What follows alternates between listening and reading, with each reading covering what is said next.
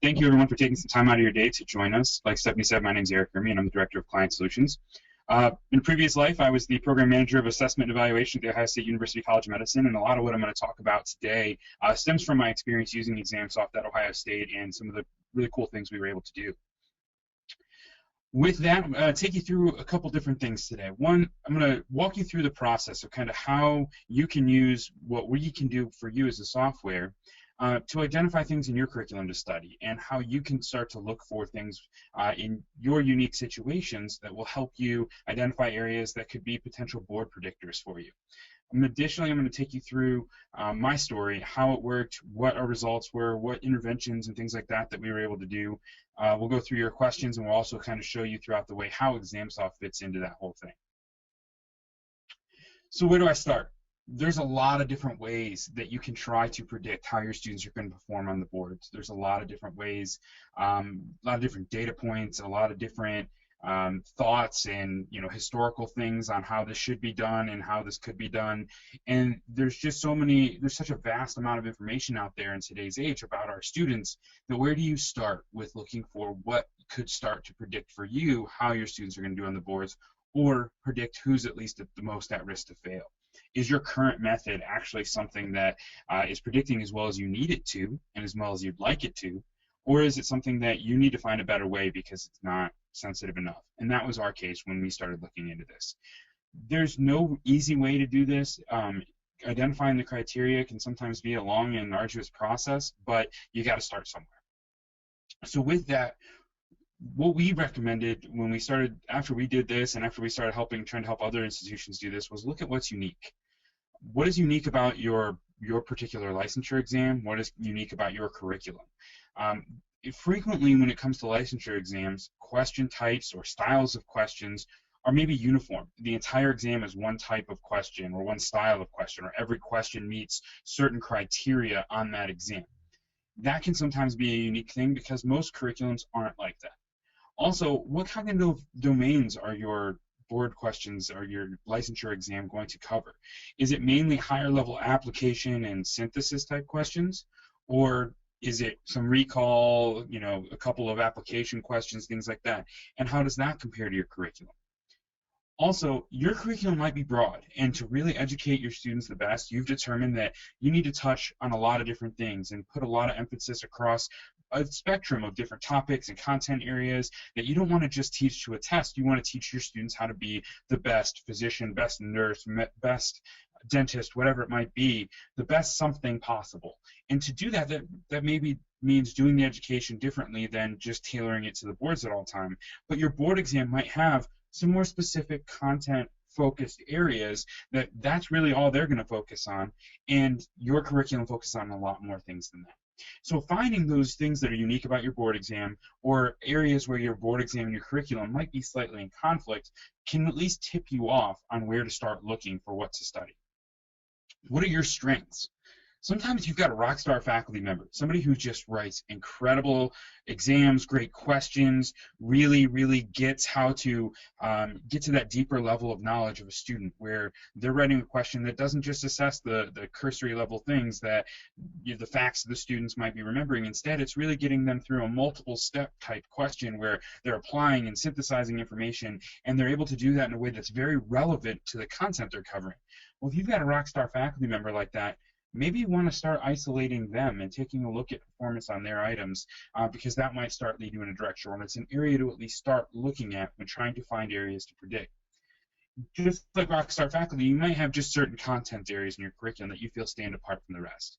Maybe you're particularly known for your cardiology block, or maybe you've got a few professors who are particularly strong at something. Maybe you've got an entire department that is just world class, and not that the rest of your curriculum isn't good as well, but they really set themselves apart.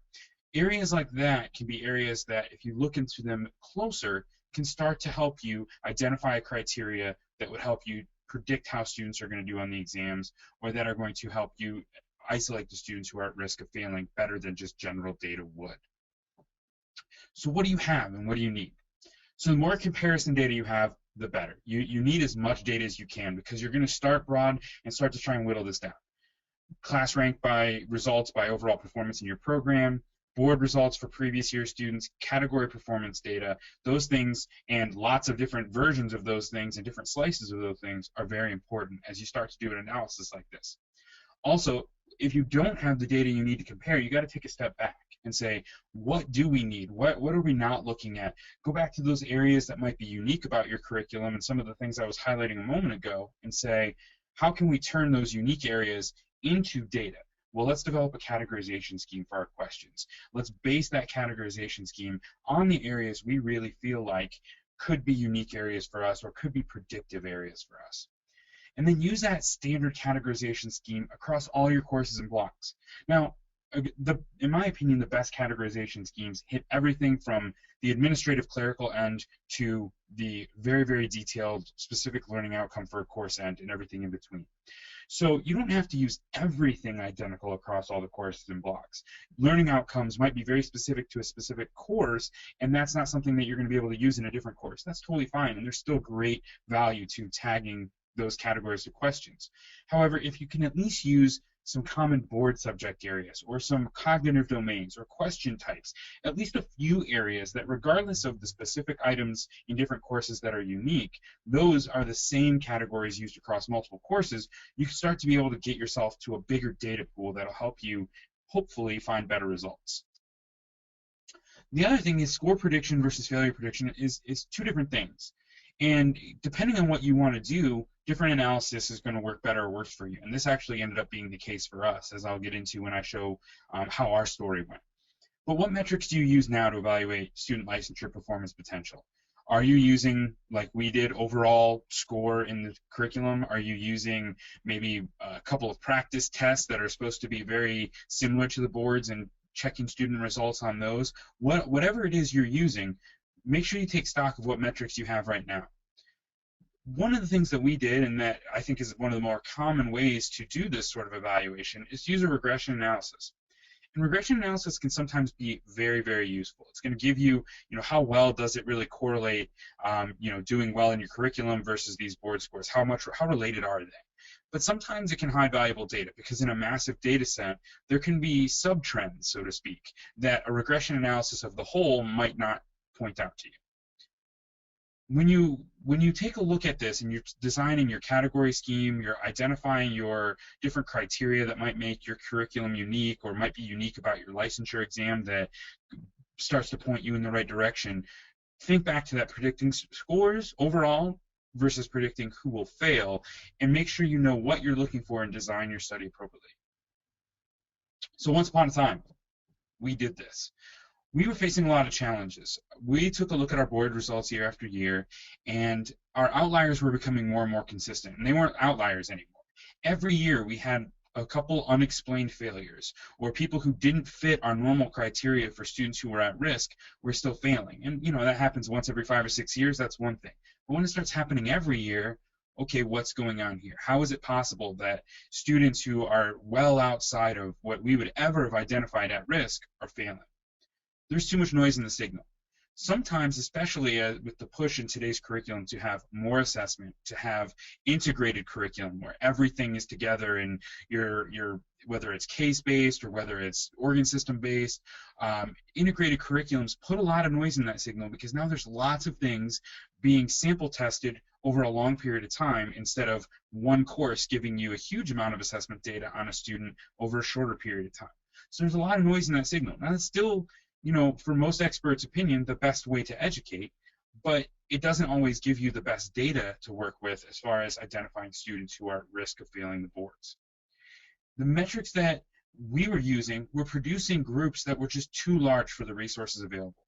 If we were just to look at the range of students covered by our failures, it was 40, 50, sometimes as high as 60 students fell into the range that our failures fell into, meaning when we looked backwards at previous years and we said, all right, let's plot out who failed, they fell over the bottom 50 ranks of the class or the bottom 60 ranks of the class. And going forward, it was really hard to say, all right, we're going to intervene in a really meaningful and extensive way with 60 students. That's just not really possible. Nobody's got those kind of resources. The second part of all of this, as we started to dig through these things and look at different data and try and change the way we've traditionally thought about this, was that we had to convince the faculty members that new data isn't voodoo. And you have, I think, at every institution, some people who are resistant to change, or who, for 30 years, we've been using total score in the curriculum to predict students who are going to fail, and that's the best way, and that's the only best way. Well, 30 years ago, we didn't have access to the type of data analysis we do now. We couldn't track things the way we do now. And so convincing faculty members to take a look at this data and use it was also kind of a challenge as we went along the way.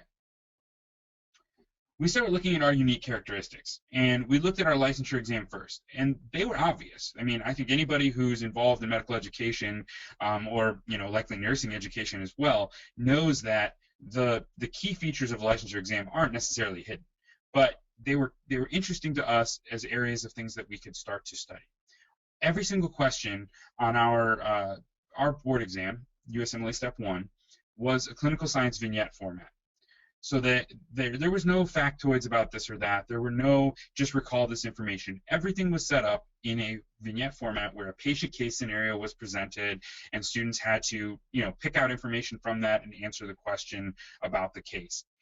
Usually, because they were doing it in that patient case scenario format, they were testing higher levels of Bloom taxonomy.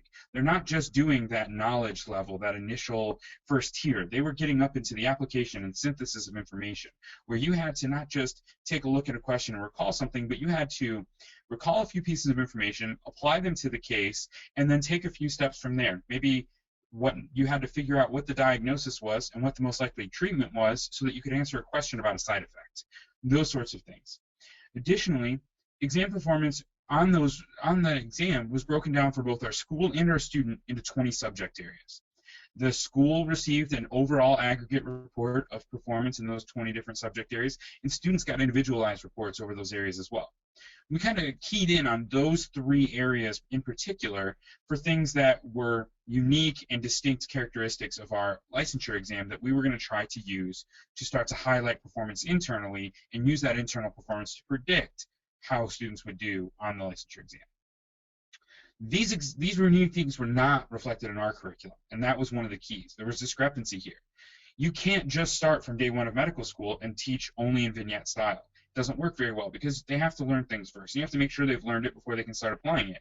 So as nice as it is for the boards to be able to do that unique style or that single style exam, it wasn't really realistic internally. And so when we looked at our exams, they were most definitely not exclusively vignette style. They had lots of recall involved in the exams, and eventually we found that it was a very small portion, and I'll show you exactly the portions later, but a very small portion that was actually vignette format. Lower levels of Bloom's taxonomy were much more frequently represented because, again, you can't just jump to the top of the pyramid and test from there. And when I started, and when we started digging into these things, at that point the students were receiving no breakdown of performance post-exam on any subjects, topics, learning objectives, or anything else, let alone specifically the board ones. They got their score, you get your 80, your 75, your 95, whatever it might be, and you moved on. So here's what we did. Every single question in our curriculum, we went through and decided to tag it with 4 question types. And the question types weren't just question types. We kind of married it to a level of Bloom's taxonomy. So these categories weren't necessarily something that we could pass out to other schools and say, use these, because they were very unique to us. But what we decided on was 4 different question types, where it was either a recall question married to the knowledge level of Bloom's. We had an interpretation analysis style question that was married to kind of those middle levels, and then our vignettes were actually broken down into multiple levels as well, and I'll show you those here in another slide. One of the questions were also tagged with between 1 and 3 of the 20 or so subject areas that the licensure exam reported on. So those 20 subject areas that we received feedback on as a school, those all became categories, and they all became, every single one of them, at least one was tagged to a question, but sometimes you'd have a cardiopathology question or a cardiopharmacology question where it hit multiple areas of the subject exams or the subjects on the licensure exam. So we would tag those as well. Every single one of the questions that was put in our exams got at least one of these. Then we used longitudinal analysis and we started tracking these things. The longitudinal analysis allowed us to track performance on categories across multiple exams, eventually across the entire curriculum. So we could see not just on an exam-by-exam basis how students did on these things, but in total, how were students doing on each of those question types across hundreds or even thousands of questions. Here is a sample of the different categories we used. So, like I said, the question types are broken down: recall of factual knowledge, interpretation analysis of information, and then application basic science vignettes or clinical science vignettes. We found that even as we looked deeper, basic science vignettes existed where it was still that same case scenario, but it was just a fancy way to ask what bone in the arm was something, or what was the action of this medication. So it wasn't really true clinical science, but it was a vignette surrounding more of the lower level and basic science level type facts that they needed to know, but they were wrapped into kind of a pretty package. The actual clinical science vignettes were the ones that really more accurately reflected the boards, and that there was multiple steps required, multiple levels of understanding required. Then you can see there the different subject areas that were broken down by the USMLE, and that we then tagged to all of our questions. So here's an example of an individual student performance, longitudinal performance summary. And so you can see there on the side the number of questions that each student took in each area. And so by measuring across, we were able to get up to hundreds and hundreds of questions in those question type categories. Same thing in our general areas, which was another thing that we added in. And then a breakdown of every single USMLE subject area. Showed us lots of things. It showed us things on aggregate for our entire college. It also showed us things for individual students. We were able to spot trends in that performance. So the setup, after we categorized all of our questions, we had 3 years of category data available to us. One of the nice things that we found is we traditionally went back and looked.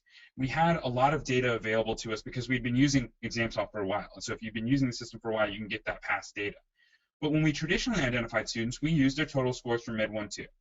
Usually any student with an average of around 80 to 81 and lower were at risk. And that totaled 40 to 50, and in some years even 60 or so students. That was true going back as far as we could look at the results. So we had some, historical data from our traditional metrics to take a look at, but we also, as we went through and categorized, we had multiple years of category data on these new things that we identified. We had those to look at as well. We didn't have to wait for the future to come along and wait for future years students to take exams, because we could get the data going backwards. So when we did the analysis, in the analysis, we took a look at that Med 1-2 total score, and we compared it to every single category that we had created. We compared Med 1-2 total score to score on USMLE Step 1, and we used the longitudinal performance in every category to compare each category to performance in USMLE Step 1. The initial analysis showed really strong relationships between both our traditional metric and performance with the clinical science vignette question type.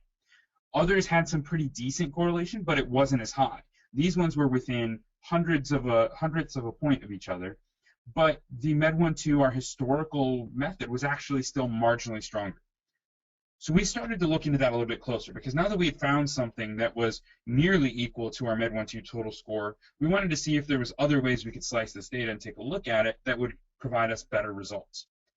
So we went through, and due to that category performance being linked, we were able to get that data and look at it in different quartiles. And we started looking at the bottom quartile, the second quartile of the Med 1-2 total scores, and those for the clinical science vignette category. What we found was, when you looked at just the bottom two quartiles, the category performance on clinical science vignette was actually significantly better at predicting how students were going to do on USMLE Step 1 than Med 1-2 total score. But when you got into those top two quartiles, something was happening there where that category performance wasn't as good, and the Med 1-2 total score was actually better again. And so depending on what you were looking for, and this goes back to my previous slide, of are you looking to predict overall the best way to predict what score a student is going to get, or are you looking to best predict who is at risk of failing? Because if you were wanting to best predict a score and you were looking at the top half of our students, it would be Med 1-2 total score. But if you were looking to predict who is most likely to fail, and let's face it, that's who we worry about most frequently and what 90% of our resources get spent on, then the category performance was a much, much better predictor. So when we took a look at that, and after we looked at the regression analysis, we just ranked the students very simply by their Med 1-2 total score and their USMLE failures. And like I said, that's 40 to 50 ranks that the failures were spread out in. But when we started doing that by clinical science vignette category score, each of the 3 years where we analyzed the data, all the failures fell into the bottom 10 or 12 ranks in that category performance. Now all of a sudden we've got a much tighter field. We've got a much smaller group, and this was consistent over those 3 years, that it was never outside of the top 12. In fact, one year they weren't outside of the top 3, or excuse me, bottom 3. They weren't outside of the bottom 3 in clinical science vignette category performance. So now that we had a tighter field, we could start to look to do different things with that. As we started to go through our conclusions and look at, what was going on in our curriculum and this data and this tighter field we had, we saw that we actually had a 3.5 to 1 ratio of recall to clinical science vignette questions.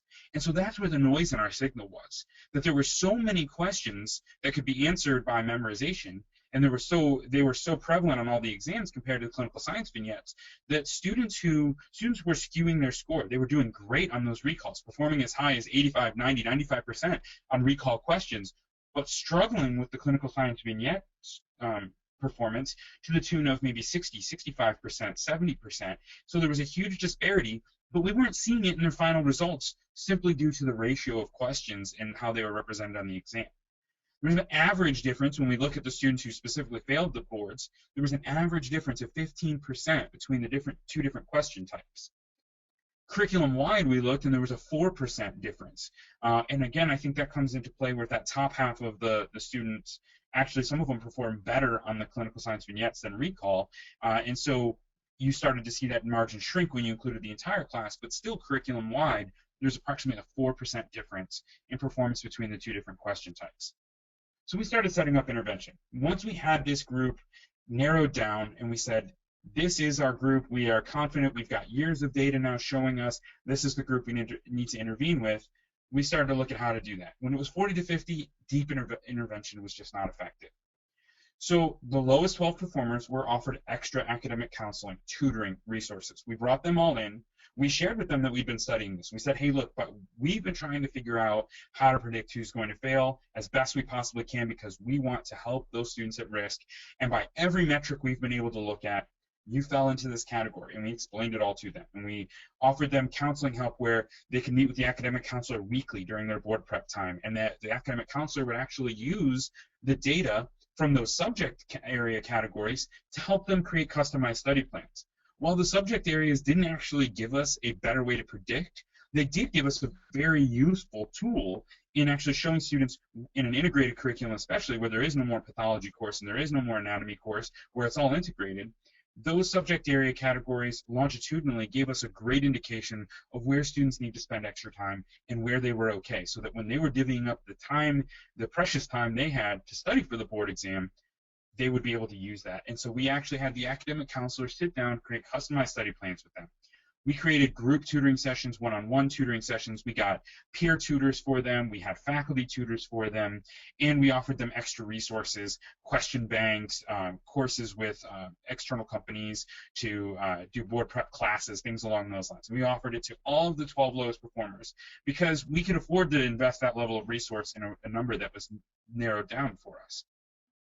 So what happened? In year one, of the 12 students that were offered all those extra resources, 10 of the 12 accepted and 2 declined. In year two, the exact same thing. 10 of the 12 accepted, 2 declined. Sometimes they just wanted to go home to their home state. Maybe they're an out-of-state student. They wanted to go home and study, so they didn't want to stay around for the study period and work with our people. Sometimes they were just thinking they didn't need it. They thought that they had blown off exams in our curriculum to work on board prep this whole time, and that's why they were performing low. Variety of different excuses, but for whatever reason, each year 2 declined. Both years, all 10 of the students who accepted our intervention passed, all of them, 100%.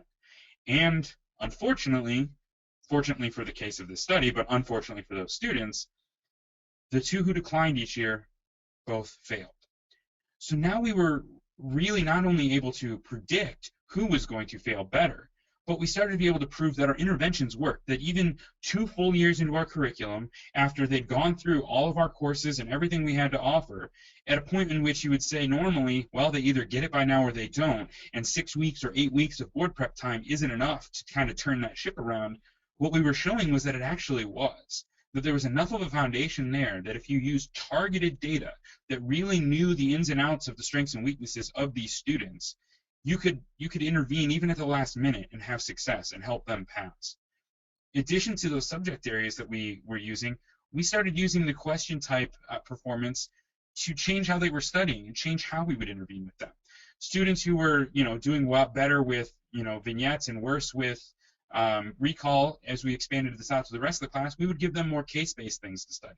Students who, or excuse me, I said that backwards, but we would give them, we would point them more towards the recall and some of the normal processes and the basic information that they needed to brush up on.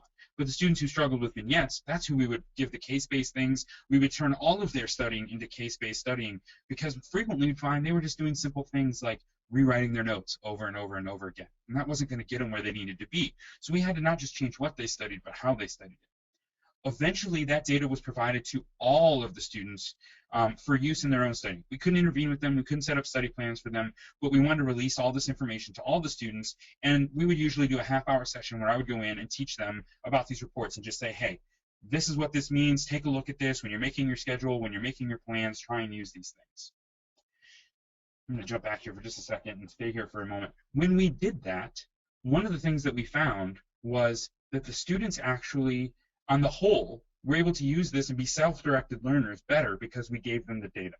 And with that data, and I think it might have cut off at the bottom of my slide here, but with that data, what we showed was that our entire average as a school went from about usually around 1 point above the national average every year to 7, 8, 9 points above the national average every year once we started providing this extra data to students.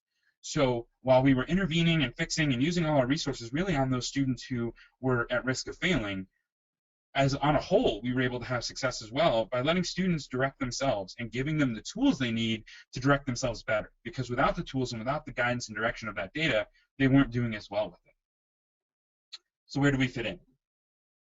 The tools you need. Where ExamSoft fit into this entire equation was none of it would have been possible if I couldn't categorize my questions in really an unlimited number of ways. Because when we started, we didn't know which category was going to work for us. So we would sometimes throw 10, 12, 14 categories on a single question.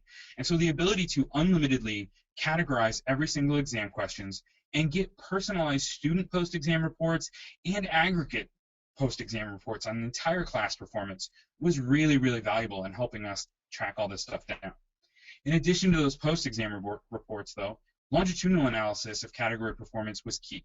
There's no single exam that's going to really point you in the right direction when you're trying to outline a really underlying current. A theme that runs across all these different things is most likely going to be what ends up helping you predict. And you can't look at individual exam performance for that. Being able to look longitudinally and analyze category performance across every single exam quiz we gave in the curriculum was very helpful. The retroactive data as well, being able to, since we had already been in the system, just toss our categories on there and have the system go backwards for us all the way back to the first time it was used and get that data for us to compare to.